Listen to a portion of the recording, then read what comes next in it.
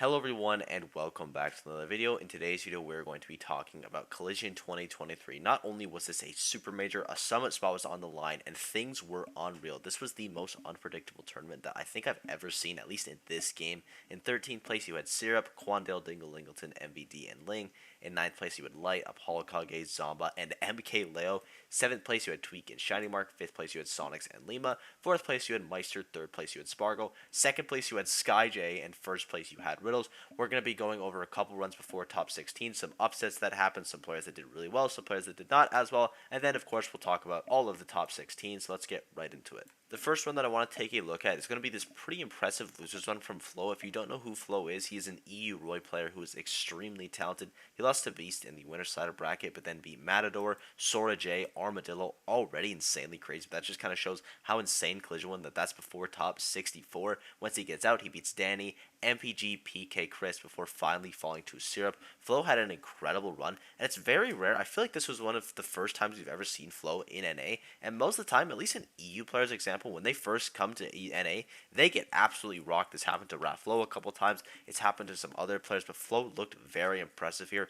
Correct me if I'm wrong, I think he's either the highest European player or the second highest, tied with Siski, because I think Orion went out a little bit early as well, and then Glutony was not here. So Flo did amazing, was looking very strong in this tournament. A name that I haven't been hearing a ton of lately either, though I haven't been paying enough attention to the EUC because, my lord, they have been so much better over the past couple months. It's very impressive how good they are over there now, and Flo did absolutely amazing this tournament, got a bunch of good wins along the way, and again, showing that tournament sentiment in the loser side of bracket, I'll always appreciate that. Next up is going to be Icon, who had an insane winner side of the bracket where he was able to beat both Jackal and Anathema, and then unfortunately ran into Leo and then Light in the loser side. Honestly, Light isn't like too bad of a draw because the matchup is like pretty good for him. Like Fox Ryu is very tough for Fox, but also, you know, it's Light, so that's a little bit tough there. So he lost to two top 5 players for 17th place. Icon is someone that we've seen signs of greatness from a lot in specific tournaments. Sometimes he does not so great, sometimes he does great like he did here. Jackal and Anathema, those are like top 15 players in North America. Those are some super big wins for him, and I'm really excited to see if he's able to keep up with this consistency and maybe have a battle against Osimo, because Osimo is clearly the best shoulder right now. I feel like he's pulled away pretty far from the rest, but there's a couple people that have the potential to catch him, like Jazo's in that title. Icon, out of all the Ryu players, is probably like the closest right now. He's been looking very strong over the past couple tournaments that he's been to, and I'm really excited to see if he can keep up with these amazing results. And the final player that we'll cover for runs on this side of the bracket is going to be Peanut. We talked about this earlier, the Mega Man Ditto between Peanut and MPG, because Mega Man did very well in the tournament. MPG did win the Ditto, though he fell losers to Flo's run, while Peanut on the other side of the bracket got a DQ from ZD, then beat Ram and Jackal before qualifying to Quandale Dingle-Lingleton, who played amazing this weekend. He was looking very, very strong. But again, Peanut looking very good here. 17th place is an amazing placement at a major. Also, shout out to Bacon just for getting 33rd with Doc. That is unreal. He made it through the winner's side of bracket as well, at least into top 64. That's incredibly impressive. And then players that underperformed their seeds on the side of the bracket, wasn't as many on the other side, but we have like Cosmos over here is probably the only person I think that was projected to make top 16 that didn't, unless there was a DQ or like a massive upset I'm just super forgetting about. But Cosmos probably being the biggest one there. But then again, falling to Apollo Kage is not the end of the world. He just got upset. Who did Cosmos get upset by? He got upset by Syrup. That's a battle that's been going for back and forth. We'll talk about that a little bit more when we talk about the top 16. So I guess shouts to Syrup for that for now. But Cosmos probably being the biggest one. Again, I think Anathema and Jackal are players that could have been in there as well. Also, shout out to Jake, because I believe this was Jake's last ever tournament. He got a 33rd place here. Not bad at all. We know he can go higher, but it's not the worst placement. So shout out to Jake. He had a bunch of amazing runs. Incredible player. And I hope he has success wherever he's doing now. But on to the other side of bracket. Now, this side of the bracket is a little bit more crazy than the other side, just because starting from losers, we have Salt 1 coming in through losers, we have Quid coming in through losers, Shiny Mark coming in through losers, Siski. So many people got upset pretty early on, and then it doesn't stop there.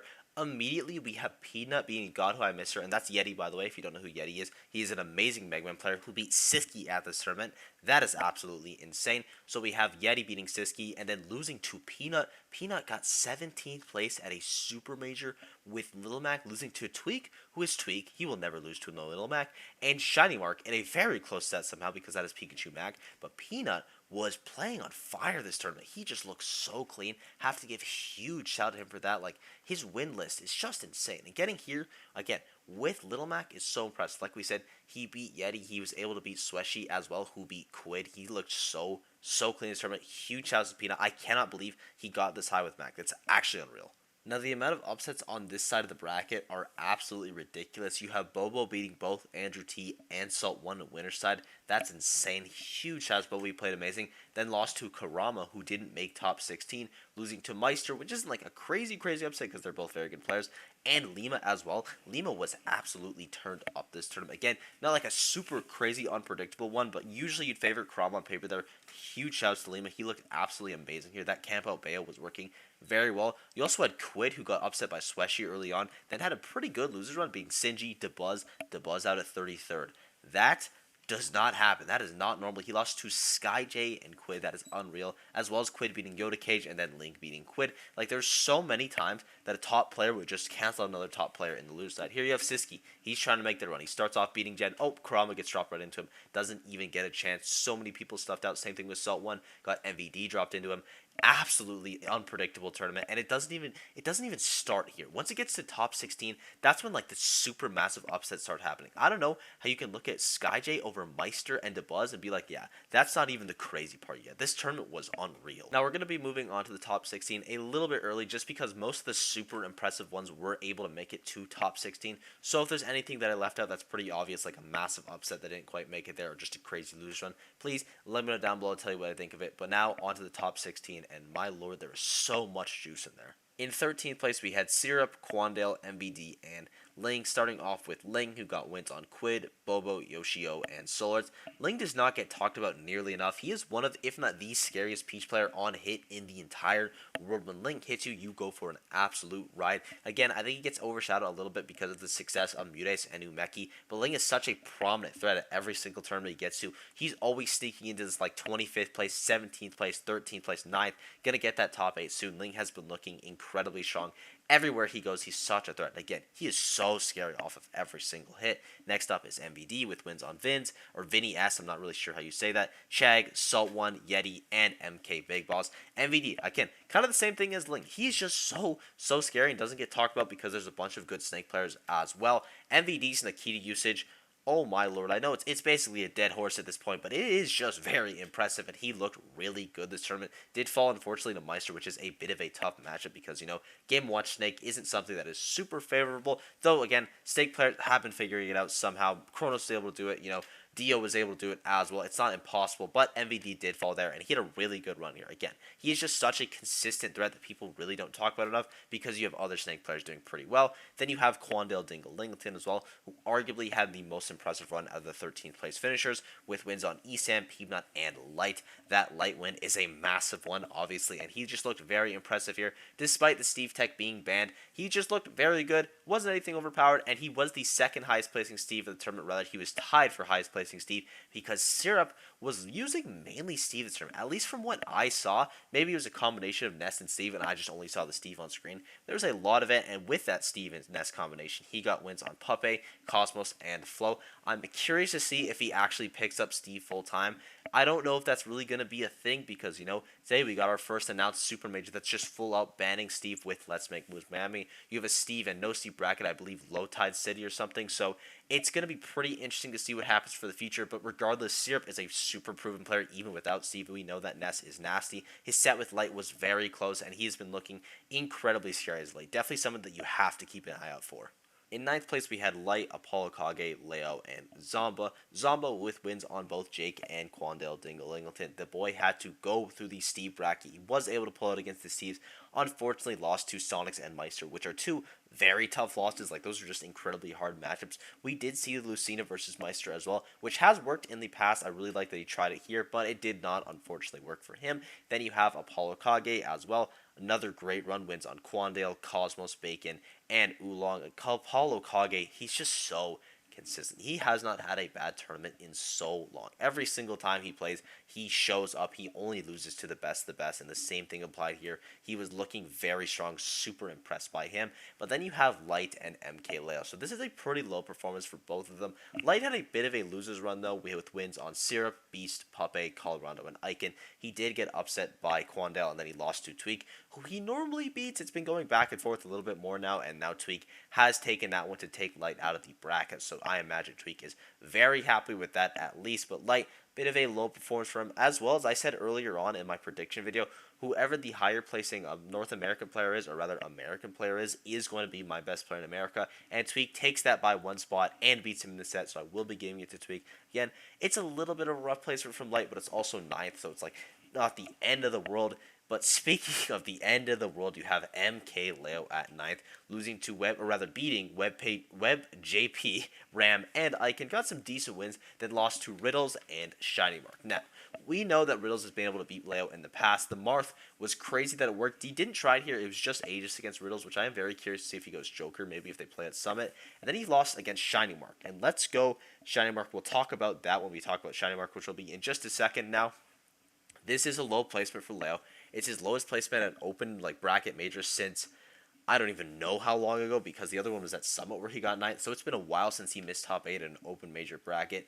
Is it the end of the world? No. Is Leo still the best player in the world? Yes. One performance does not define everything, but it is just crazy to see that we had 3 Mexican players in the top 4, and Leo wasn't one of them. In 7th place, we had Tweak and Shiny Mark. Tweak with wins on Jules, MVD, Peanut, and Light. We already talked about how important that head-to-head is between Tweak and Light. Though Tweak did lose the other rivalry to Spargo, I'd say that tournament win on Light is a big one. Not the end of the world for him. Again, a lot of sick matchups are going into Summit because Tweak and Spargo have been going back and forth now. Light and Tweak have been going back and forth now. I have no idea how it's going to happen, but unfortunately, someone that did not get into Summit, even though they played out of their minds, is going to be Shiny Mark, who had a mad loser's run after losing to Lima, beating Henry Luma, Pink Cage, Ned, Andres FN, Shattuck, Peanut, Ling, and MK Leo. That is one of the reasons that Leo went out, is because he ran into the best Pikachu player in the world. Shiny Mark is the best Pikachu player in the world. When you look at him play, his combos are so proficient. His movement is clean. His patience is unreal. He just looked incredible this tournament. And I think this was a big one to prove to people how good he is, because a lot of people knew Shiny Mark was good. You know, we've seen him do it before, but they are still sleeping on him, and they're still sleeping on Pikachu. Finally, the best player in the world has been bested. Now people will start to realize again, okay, this character is broken. Shiny Mark is cracked out of this world, and I need to see him at more events because, my lord, that man is talented. In 5th place, we had Sonics and Lima, starting off with Lima, who got wins on Shiny Mark, Kurama, Ling, and Tweak. Those are some really hard Bayonetta matchups, and he managed to tough through them, especially impressed by the Tweak win as well, because I don't know how you win Diddy Kong Bayonetta. Again, against Tweak, that is insanely impressive. And Lima was using mainly timeout strategies this tournament. He was playing that stalling Bayonetta, and it looked really strong. He was whiff punishing incredibly well. He exploded people every single time he hit them. The mobility was unreal. He was just looking incredible. And I'm really interested to see if this camping style of Bayonetta is able to take this character back to top tier, because a lot of people that think Bayonetta is already top tier, my opinion of this character gets better every single time I see Lima and Bloom play, as well as a couple other Bayo players, because they're pushing her incredibly far. The on-hit stuff is really strong, and the movement with the camping is just really, really good. But speaking of movement with camping, we got to talk about Sonics, because Sonics keeps being consistent. He is so unreal. Got wins on Apollo Kage, MPG, Zomba, Armadillo, and I have Zomba written down twice here. He was just able to beat him so many dang times. Sonics was looking phenomenal. He looked so good. He also absolutely rocked Riddle's Kazuya in the first 2 games that they played, even though he did end up getting reversed 3-0'd by the Terry, which we'll talk about that when we talk about Riddles. He just is so dominant in a very important matchup. Sonics is just unreal. Losing to Spargo as well, not bad losses at all. Those are both top 10 players in the world. He is so talented. It's a shame that we don't get to see a player of his caliber at Summit, but regardless, he played out of his mind this tournament, and is just overall still top 6 in the world. This guy is amazing. In fourth place, we had Meister with wins on Henry, Luma, Dark Wizzy, Kurama, MVD, Zomba, Shining Mark, and Lima. I think this is Meister's first top 8 since he got picked up by Luminosity, the biggest sponsor curse of all time, but he sure did him proud with this run because that's a bunch of amazing wins, as well as it being mainly through the loser side of bracket. He did get upset fairly early on by SkyJ and then lost to Spargo to get out of the tournament. Those are two players that are decent against him. Honestly, I think SkyJ is just really good against his fellow countrymen, and then that is a very tough match for Meister in Spargo just because Cloud's a tough one for Game & Watch, as well as Spargo just being very well practiced in it. So Meister, he should be very happy with this one. Even though Mia's probably taken that title of best Game & Watch in the world right now, that doesn't mean that Meister's not fighting hard back for it because he looked very promising here. In third place, we had Spargo with wins on C, Andres FN, MK Big Boss, Apollo Kage, Tweak, Sonics, and Meister. This is like one of the 2 placements in top 8 that was like, it makes sense, you know, like Spargo, I think he was seated second, getting third, not that crazy. The other one would be like Sonics. The rest were like by like a pretty massive gap. I guess you could argue Tweak as well. I think the only players that were projected to get into top 8 that actually made it to top 8 were Tweak, Sonics, and Spargo, and they all fought each other, which is, you know, pretty crazy. What doesn't make sense, though, is that Spargo lost to SkyJ twice, but we'll talk about that when we talk about SkyJ a little more. But the TLDR of Spargo is that man is so quick. He is unreal, insanely consistent, such a scary player to play against, and going into Summit, he's looking like he's going to be one of the top seeds because he is just unreal. And in second place, the talk of the tournament, we had SkyJ, who played out of his mind and got second place at a super major with solo Incineroar. That's bonkers. He got wins on Mystery, DeBuzz, Meister, Spargo twice, and Lima. That is such an impressive repertoire. Everything that SkyJ did shouldn't have been possible. His conversions were unreal. He was killing people at 0, mid-stage. He'd do like up air, up B. The up B spike would kill someone. He'd be killing people off stage with the up B spike just for like catching them out in the recovery timings. He'd be going off stage with the side Bs, whether when he was recovering for a reversal, just to edge guard. His callouts were so good. Riddles, or rather SkyJ, is he's a player that risks it all, and sometimes it works and sometimes it doesn't. But this tournament, it was working big time, and when your hard callouts are working like that, and Sora is a character that will absolutely blow people up. Not that he should have got second place at a major with Incineroar, because that is still unreal. I have no idea how he did that. So much props to SkyJ. He was looking so clean, but unfortunately for him, not clean enough to beat Riddles, who nabbed that final summit spot, as well as wins on ZD, Goblin, Syrup, MK Leo, Sonics, and SkyJ twice. The Leo run back against the Marth must have felt very nice. It was all ages Kazuya, but like, you know, as revenge for the Marth. I'm curious to see if the next time they play, Leo actually brings out the Marth. I imagine it'll probably be the Joker, which we actually didn't see a ton of in this tournament. We did still see it, like we saw it against Shining Mark, but it wasn't like in abundant usage. It was a lot of ages here, so maybe that's a reason that he didn't place as highly as he normally does. But regardless, Riddles looked very clean in that matchup, as well as reverse 3-0ing Sonics with Terry, because the Kazuya was not even close to doing it. There was not a world where he won that. Sonics is just way too good at that matchup, plus it is a very, very difficult one for Kazuya. But the Terry was able to pull off that insane reverse 3-0, one of the best sets of the tournament. Riddles was playing incredibly hot here. I think this was the first tournament that he ever top 8'd, was the first Collision that he went to, or Collision 2022, and he's able to get that super major win here, get that final summit spot. He played out of his mind, super deserving, and I thank you guys for watching. I hope you enjoyed. If there's any top players that I left out, please let me know down below. If you have any players that you want me to talk about more, again, absolutely will be able to do that. Even players in the top 16, because there's a lot to talk about. All these runs are unreal. Again, huge shouts to Riddles for getting that final summit spot. Huge shouts to SkyJ for getting second place at a super major with Incineroar.